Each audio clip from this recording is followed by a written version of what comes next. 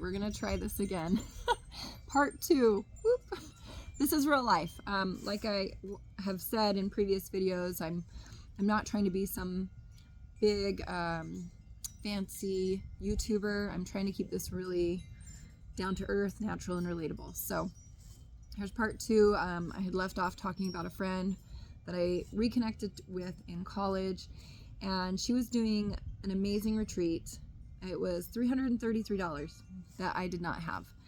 And this friend offered to gift this to me. And this was big in that I didn't want to cheat her of her hard work, her time, her energy, her efforts, and the investments that her and her team had made for this retreat. They came up with a reasonable price point for an amazing, amazing opportunity.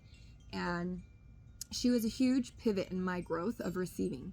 And this friend looked me square in the eyes with all the love you can think of in a wonderful person and said, "Please allow me to love you the way that I can love you."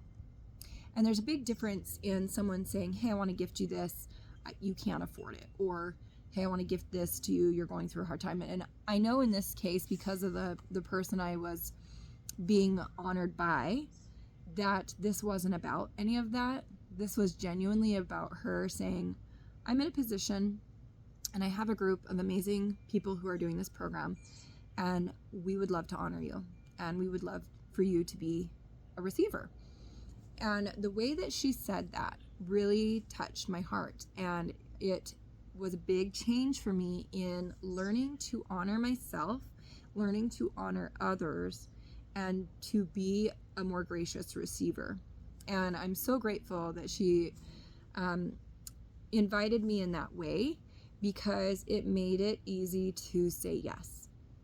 And I've used this same structure that she's provided because it was so beautifully and eloquently said, and so tender and heartfelt. And it ended up being a very profound 3-day weekend for me. And I met a lot of amazing, phenomenal people. From that same retreat, I was gifted $100 by an amazing, amazing couple who my heart has so much love for. And it was at a time that I was getting ready to move. I was just finishing school. I was going through a major life transition. I was getting ready to move out of state, which is very costly. And I was just so deeply touched that this beautiful couple wanted to be helpful in this new chapter, and their intentions were again received and honored in me receiving that gift and thanking them and letting them know how much that was helpful for me. Fast forward years later, this was about 2 years ago, and I was working and living in Las Vegas at the time. I move a lot being in the healthcare industry.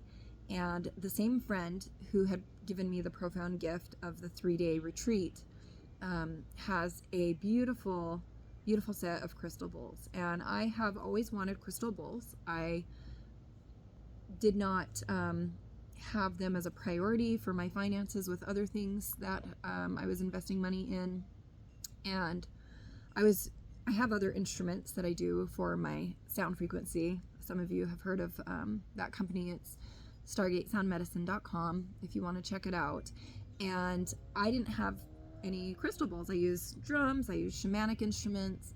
I've always wanted to have my own crystal bowl set and learn. And she could have sold them for several $1,000s. She could have found a lot of great homes for them. And every time she went to sell them, she decided not to.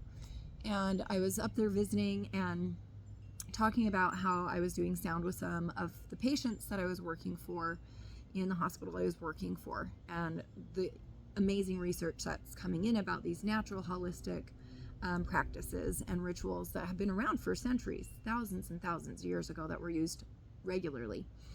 And knowing the value of those bowls, that has probably to this date been the largest financial investment gift that somebody has given to me. And it was interesting to again see myself sitting in this space, and there was a beautiful condition upon this gift that it would be shared with those patients, and that others would also benefit, that the community could benefit from this. And so I graciously accepted. I was so excited, and oh so deeply in respect and gratitude for this gift. It's not a light gift, you know. And so, and I'm happy to report that several patients have benefited from getting to listen and receive the music of crystal quartz singing bowls. They have gone to retreats at other locations as well, and I use them regularly in my own life and in my business. And so, beautiful, beautiful gift. And I now am at a point where I can receive the full gift of the gift giver. So whether that is something as simple as, at one point when I was younger, I had a niece give me a rock. And the great thing about gifts from kids is they don't have a lot of money. They don't have, you know, certain skills or, you know, credit cards where they can just go to the store. They give from the heart. They give from whatever they have in resources. I've had my nephew regift gifts that he's been given. Children are just so pure in heart, and their love is so deep. And I had this niece give me a rock, and it was a rock that she had found maybe on a walk or something, and it was a Christmas gift. And I still have that rock. Actually, it's still in a keepsake box that I have. And so whether it's something as simple as a rock or as grand as a retreat or crystal bowls, always make sure to honor the giver by being gracious, knowing that that gift came from a place of love and appreciation, and a desire is another big key. They desire to share that expression with you, whatever that is. And sometimes it's as simple as a hug, a smile. It can be a note. It doesn't have to be big, grandiose things. So I think a lot of us, it's easier to give than to receive. And I'm going to share one more example. When I went through a surgery that was supposed to be really simple, and it ended up being a lot bigger. It took a lot longer to recover. I had to learn to walk again, and this was in the prime of being in a fitness career, so not ideal. And during this time, I've always been very fiercely independent, as many of us are as adults. We learn to handle things on our own, which is a great skill. In extremes, it can be unhealthy and unhelpful. And this was another beautiful, tender example that I had. I couldn't walk. I couldn't take my dog that I had at the time. I had a Jack Russell Terrier. And I was in a neighborhood with a lot of people that I'd known for a long time, but sometimes I wondered and questioned, I guess, in my life, what I meant to these people. We would say hi in passing. We would go to church sometimes and see people. But sometimes you don't, at least for me, I did not really quite know the depth of what I meant to some people. And during my recovery, this was about a 4-month recovery surgery, and I depended deeply. I was married at the time. I had to depend on my husband to help me go to the bathroom, to help me shower. I could not do it on my own. My parents had to come and help me for several months, and I had cousins bring me food, and I had neighbors bring dinners, things that I used to be able to do on my own that were just too much, and I wasn't able to do that. And I really needed to spend my time recovering my body and resting as much as possible. And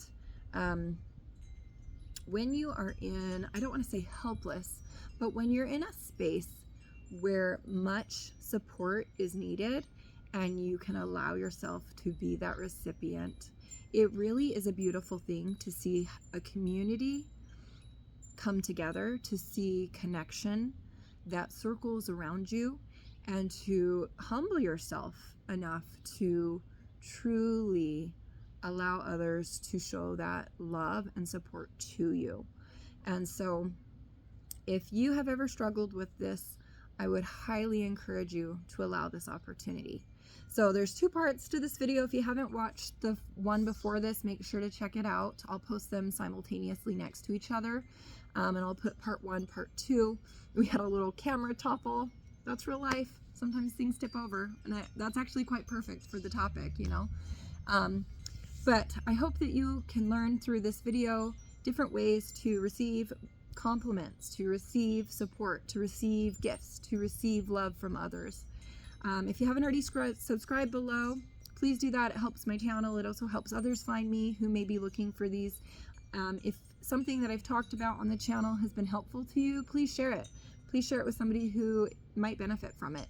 If you have gone through similar situations, please comment below. I want this to be a community where we can support each other and where we can learn from each other.